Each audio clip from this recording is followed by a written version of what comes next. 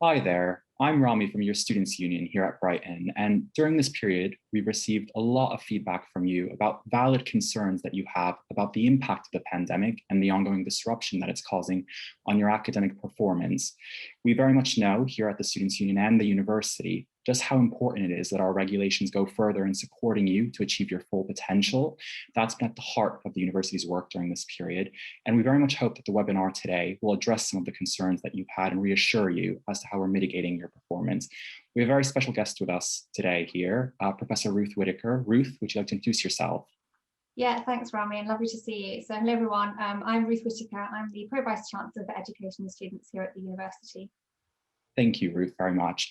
Students will have recently received, obviously, a communication that outlines kind of this distinct three aspects that we have of the safety net package, one of which, of course, is an algorithm that will govern degree award classifications.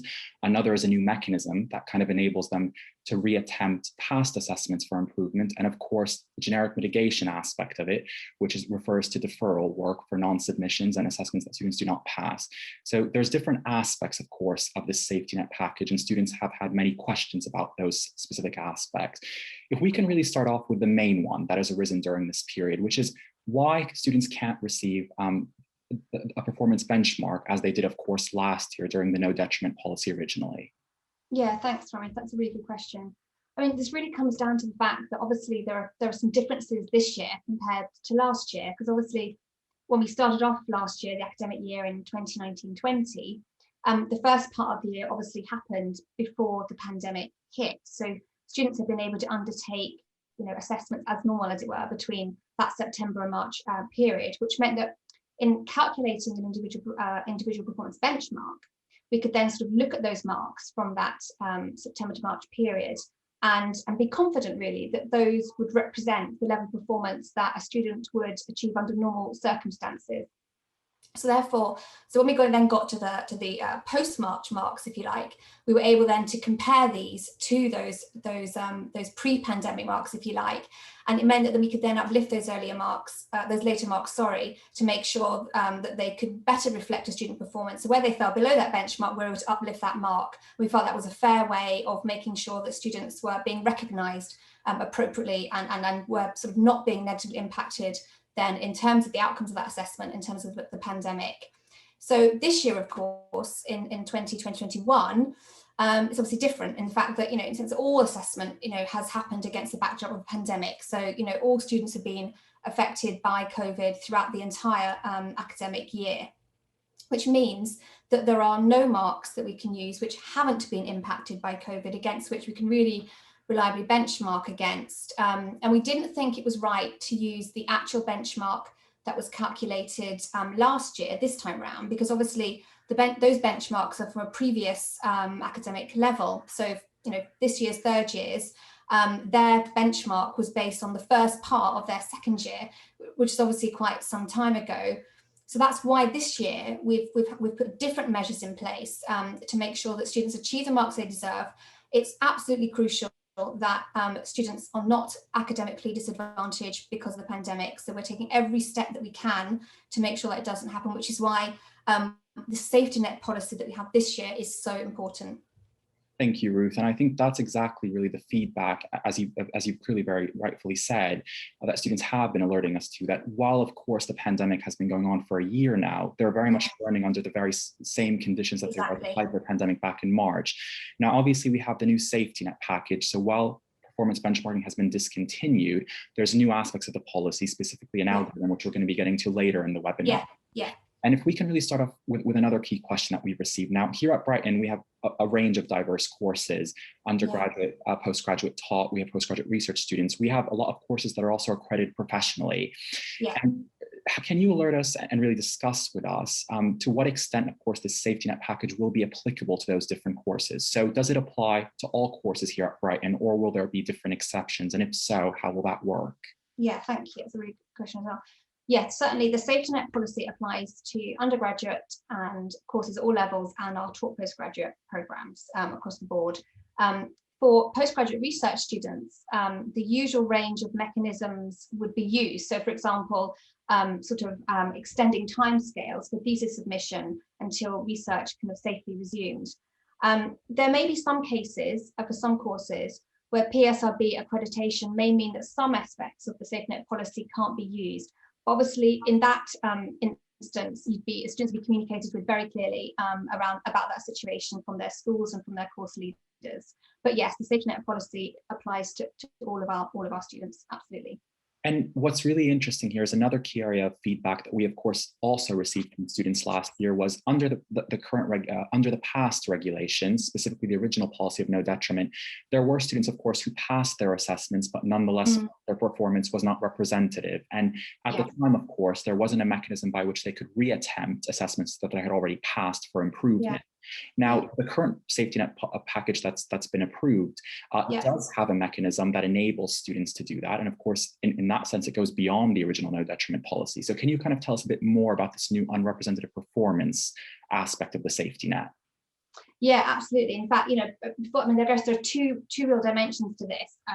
And the first part is that, which we'll obviously talk about a bit later, is that we have, as you've mentioned, developed a new approach to classifying degrees, which means that when we're calculating whether you have a first or a 2-1, the algorithm that we use to make that decision, and under this new approach, we will only count your best module marks, which means that your worst marks won't be counted when calculating your degree.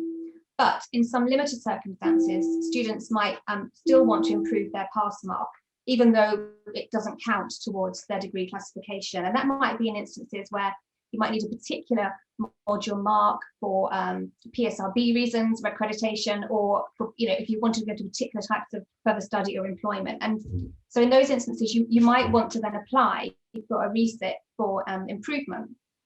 But we're really kind of asking students to really seek advice about that from their SSGT or from the Brighton Students' Union, because obviously, if you are going to apply for a recent performance, that means undertaking a completely new and separate piece of work. And that's important in terms of maintaining academic standards.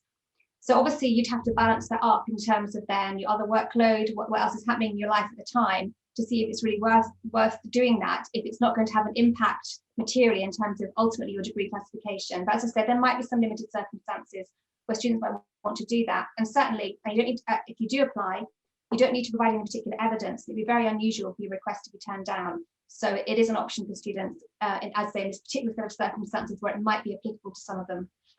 So as you kind of really clearly explained there, the reason it's really important that that our students do apply for that, so they can consider kind of all of the different aspects of actually the safety net package, whether it's the algorithm, whether it's the unrepresented performance, and making sure that actually they're not subjecting themselves to additional work that they may not need to because of the existence of the algorithm, of course.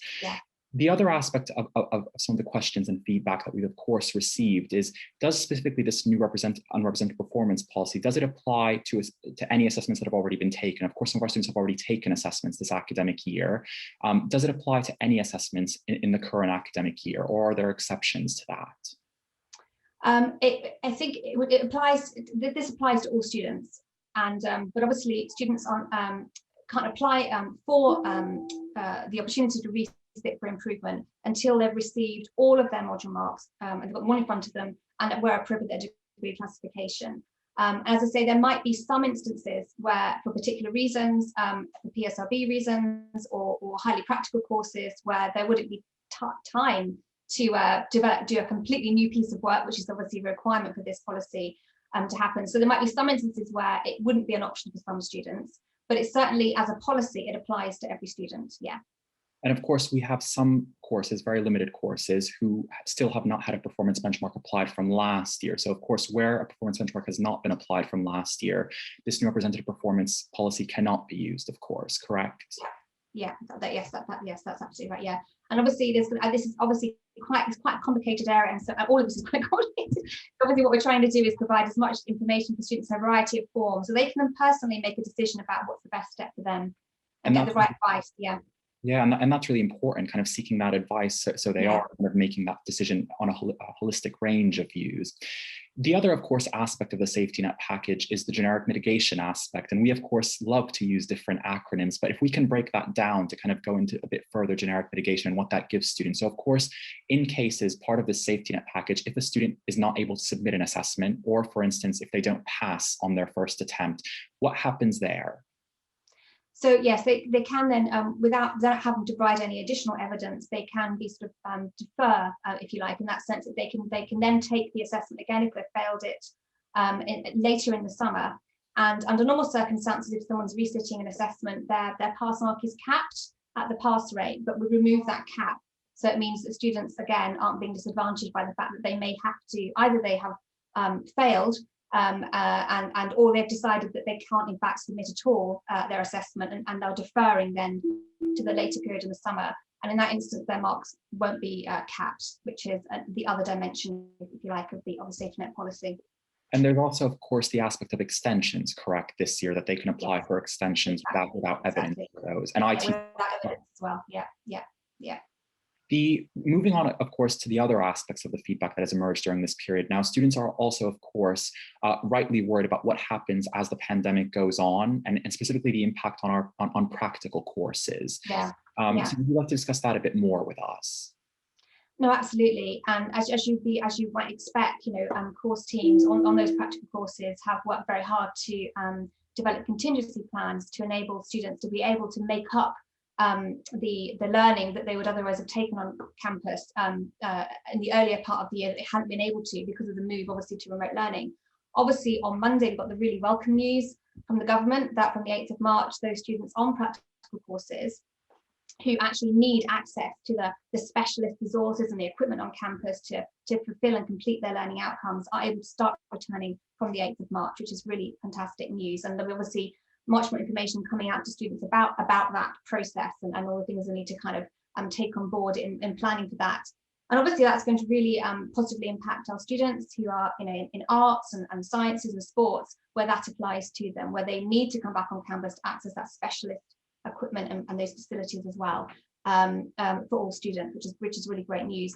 As I say, as part of that, that longer term contingency planning, course teams had already been sort of making sure there were plans in place for students that hadn't been able to undertake those practical elements of their learning in the early part of the year. They could make up that learning in the later part of the year, and of course, where appropriate, assessment deadlines would be shifted as well to accommodate that plan, if you like, in terms of the practice-based learning element of their courses. And so by taking that approach, we hope that every student is then enabled to, achieve the learning outcomes that they need in order to progress and graduate as planned. Thank you, Ruth. And of course, we also know that for some students that can't return to campus, that will be disappointing nonetheless. But we have, of course, support measures in place. And that kind of goes into really perhaps the dominant question that we've all received during this time. And it's, again, going back to that very first question we discussed today in terms of performance benchmarks, but actually now looking at the new algorithm, which actually will offer similar protections to what that performance benchmark did. Now, looking specifically at the algorithm, we know that here our classifications at Brighton for undergraduate degrees, for instance, are calculated in a way where it's usually 25% of a student's level 5 marks, plus 75% of their final year marks. That algorithm is, of course, being now revised to give similar protections and really give life to that idea of a safety net for our students, which you kind of highlighted earlier. Can you tell us a bit more about kind of this algorithm and how degree awards are being calculated now? Absolutely. And as you say, Ryan, this is an additional measure that we've introduced this year into the safety net policy for the reasons that you've outlined. And so what we've done, obviously, we've looked across other universities, looked across best sector practice, and we've decided to revise our degree classification algorithm. Again, as I said, that's how we calculate whether a student have a first or a 2-1, for example, and using this best of approach. So what that actually means is that we'll be then basing your degree classification on the best 80 out of 120 credits, rather than looking at the whole 120 credits. And so that'll be the best 80 at 120 credits at level 6, which is that 75%, as you say, of the contribution that makes to your degree classification, alongside your level 5 credits, which have been subject to the individual performance benchmark, as you've said. So that's obviously quite a significant step, and I think will really hopefully give students confidence that we are enabling them to represent their best performance in terms of their assessment, and importantly in terms of their degree classification, while still obviously maintaining, importantly, the academic standards and the integrity of the qualification itself. And of course, in doing that, essentially, we're ensuring that students are supported to achieve their best, because we're excluding marks, of course, that they have not performed as well, and compared to those 80 credits, we're excluding essentially 40 credits worth of marks, of course. Exactly. Now, the other question, of course, students have had is, this is really fantastic news and welcome news. specifically for our level 6 students, Yes. how does it apply to, of course, other year groups and actually postgraduate taught students, master's students? Yeah, absolutely. I mean, the same principle, as I say, would apply in terms of postgraduate taught students, and then obviously they'll be given more detailed information about that as well. But you're absolutely right. It's not just level 6 students that have been affected by the pandemic. It's all of our students, level 4 and 5. And we recognise that when they get to the point of being at level 6 and at the point of graduation, they will have a legacy of experience that has been impacted by COVID. So we are planning then to apply that revised algorithm for all currently enrolled students. So when they graduate, so whether you're a level 5 student now or a level 4 student. So if you're a level 5 student now, your classification will be classified next year using that best of approach, but the exact proportions might change a little in relation to the current level 6 to reflect the kind of this change position that you're in. And obviously then, as well as that, all level 4 students and all integrated master students and postgraduate students will also have revised algorithms on graduation. So this change to the reclassification will be felt for a few years. So every student now, whether they're a level 4, level 5, level 6, or postgraduate, will benefit from this revised degree algorithm, which recognises the best of their performance. Thank you, Ruth. And that's really a fundamental point here about how students are actually being supported really beyond the pandemic and their impact on them, on their learning specifically. And the other, again, going back to it now, of course, again, we do have courses, as you highlighted, and we spoke before, that are professionally accredited. For instance, some of our courses in our School of Health Sciences and Sport and Social Management. How will the algorithm work in that regard? So that will obviously depend on the professional or statutory body that the course is accredited by.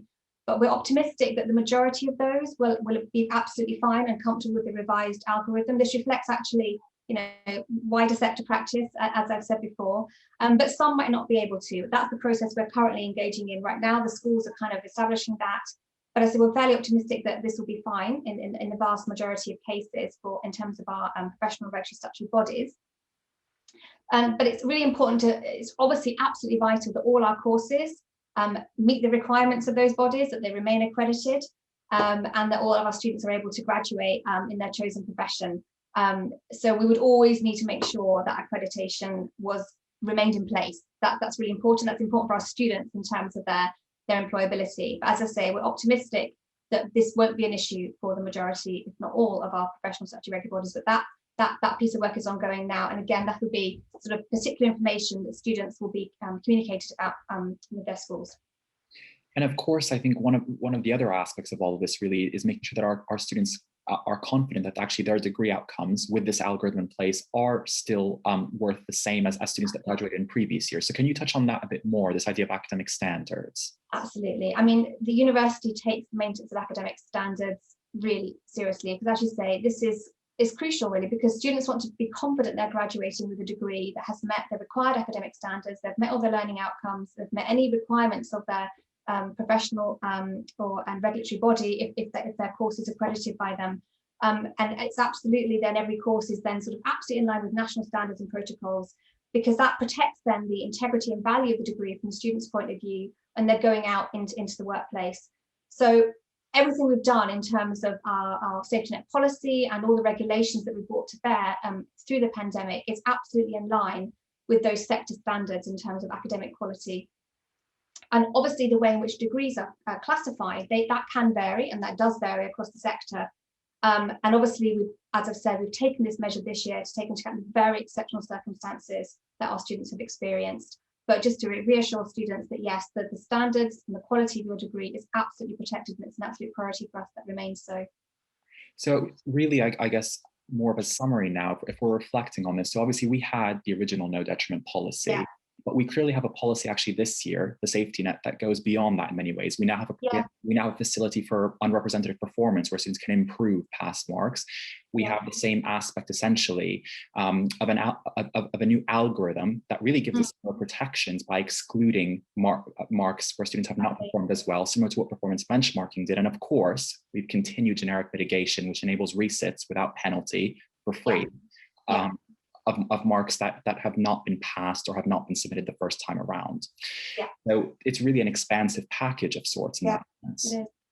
It is actually, and I think if we're looking across other universities. In many ways, we've taken more steps in some instances than other universities, but it's really important to us that our students are not academically disadvantaged. And I think, just to say that everything that we've sort of taken forward and developed in response to the pandemic in terms of this policy, as well as the wider aspect of the student experience, have been absolutely shaped directly by the feedback that we've got from our students, either by you, Ramy, and other colleagues in the BSU, or through our check-in surveys and through other means of getting student feedback at sort of university and school level.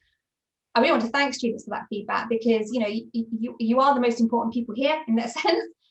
We know how tough this year has been for everybody, and we want to make sure that we are doing everything we can to provide students with the best possible experience that they can have, with the right support, with all the support measures in place, to enable them to achieve their goals, because that's what you deserve to be able to do.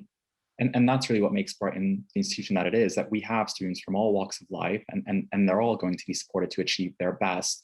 And of course, as we begin to kind of grapple more with this information and academic regulations, Ruth, as we know, we work quite closely together, yeah. my love of academic regulation, but this is mine too. This is quite a complex field, and students will probably have a lot of different questions. Where can they go, of course, to receive more information about all of this? So there's going to be obviously quite right. What we need to make sure is that we're communicating in a variety of different ways, so that we're making sure we're providing it in ways that are engaging and accessible to all students. So obviously there are formal communications about this that break it down. There is an algorithm, an infographic that has been produced, which kind of details or summarizes all the dimensions of net policy.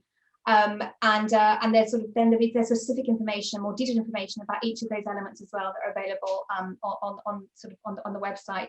So there's a range of ways in which we're communicating to students, because we recognise that one way of communicating isn't sufficient. We need to kind of find a range of ways so students can access that information. And I think really what's important is that it's presented to students in a way that they can understand what it means for them. So often, university level communications are really important, but also so are the kind of school level and course level information, because that's when students can rate their experience and their personal situation, and to work out what all of these things mean to them, because it is a bit of a complex, it's very thorough, it's very comprehensive, but then to navigate that, where we're providing sort of communications that will help students navigate their way through that, and they can calculate for themselves what the best decision is for them in terms of the measures that they want to use, if you like, in terms of that broader set of safety net policy measures.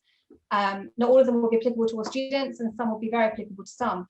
And people need to have enough information to make that judgment for themselves, because the student is the best person to know if their performance has been unrepresentative. They're the person that can make that judgment, and they're the person therefore that needs the information to help them make that judgment. And of course, that's why it's really important that our students do speak. Of course, there's student support and guidance tutors. Us here at Brighton Students' Union are supporting the system and making that. And I guess the final topic, if we can review, it's been really just discussed today, and it's one, of course, the student voice does shape everything we do, every university does. And beyond, of course, these academic regulations, the student voice has really led to a lot this year. If we look at different policies like lecture capture, for instance, and different things. And Ruth, really a note of thanks to you and colleagues on your expansive work in responding to kind of these concerns. But I think it's really a note of thanks as well for our students who just come forward with feedback all the time, share their stories with us, and shape everything we do. This safety net package is very much in response to that. Is there anything that you would kind of like to say before we end off? I think, as I say, just to really acknowledge, I guess, my admiration for our students. They have been so resilient. They have worked so hard in incredibly challenging circumstances. And I've been really grateful for all the feedback that we've got from students, because we will only, this is a pandemic, a global pandemic of the kind we've never seen before, or not in our lifetimes anyway, and there's no rule book for this. So, everybody across the whole community, every member of staff in this university has done their very best to provide the best possible experience and support for our students. And we've learned along the way together the best way of doing that. And I think it's been really important for us that we have proactively, sought the student voice, sought the student experience, and then been able to respond to that feedback in direct action, because we need to make sure that we are constantly learning and refining what we're doing to make sure that we are providing the best possible experience and opportunity for our students to achieve their potential and achieve their goals. So I just want to acknowledge the amazingness of our students, to thank them for being who they are, for being so resilient, and importantly, for sharing their feedback, sharing their experiences, because as you say, it genuinely has directly shaped the approach that we've taken as a university, and will continue to do so as you move forward, in terms of the learning that we have achieved through this pandemic, and the kind of commitment and the knowledge that we've learned around how to make the learning teaching experience more inclusive, more accessible to all of our students as a result of this experience as well. So this is really valuable learning that we can't lose, that we have to take forward into the future as well. So thank you. Thank you, Ruth, as well for your hard work during this period. And of course, for our students, please do continue to share your feedback and raise your voice. Us here at the Students' Union have our elections coming up. So now this is really a chance for you to stand for election and continue to shape the student voice. So good to work with colleagues like Ruth and others across the university to really enhance the student experience for other students. But thank you so much for Ruth, again, for being here today for this webinar. It's really exciting. Thank you so much. And for our students, really, for sharing your feedback and your voice with us so clearly. Thank you. Thank you so much, Ramy. Thank you so